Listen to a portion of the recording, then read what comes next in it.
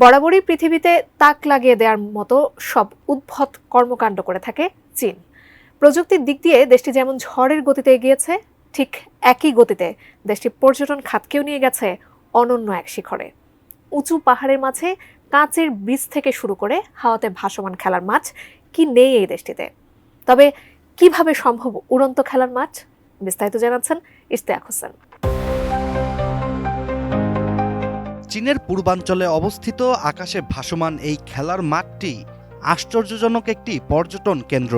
এটি শুরু হওয়ার সাথে সাথেই বিশ্বের প্রচুর পর্যটকদের দৃষ্টি আকর্ষণ করেছে।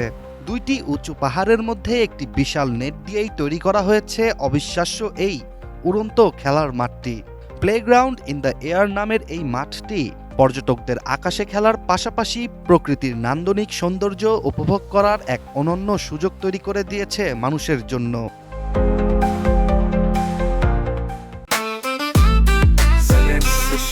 জেনেক্সে শিফট করো, লাইফকে লিফট করো।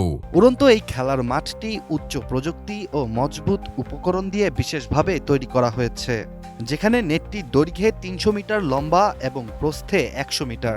এই নেট দিয়েই পাহাড়ের দুই প্রান্ত সংযুক্ত হয়েছে, আর নেটের গঠনটি এমনভাবে করা হয়েছে যাতে বেশি সংখ্যক ও ভিন্ন ভিন্ন ওজনের মানুষ মাঠটিতে উঠে উপভোগ করতে পারেন।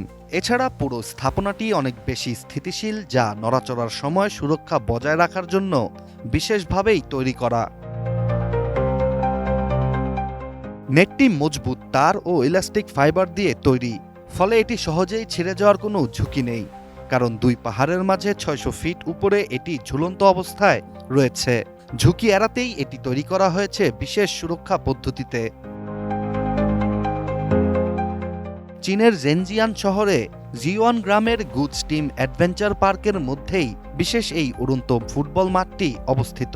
উড়ন্ত খেলার মাঠের পাশাপাশি এই পার্কটিতে রয়েছে পাহাড়ের মাঝে ঝুলন্ত সাইকেল চালানোর সুযোগ, আছে জিপলাইনিংয়ের মতো আকর্ষণীয় সব অ্যাডভেঞ্চার স্পোর্টস।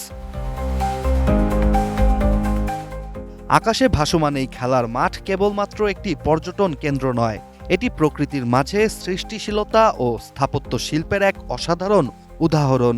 প্রকৃতির সৌন্দর্য এবং আকাশে খেলার অনুভূতি একসাথে উপভোগ করতে চাওয়া পর্যটকদের ভ্রমণকে নিশ্চিতভাবে স্মরণীয় করে তোলে চীনের এই পার্কটি। Ishtiaq Hossain, ATN news.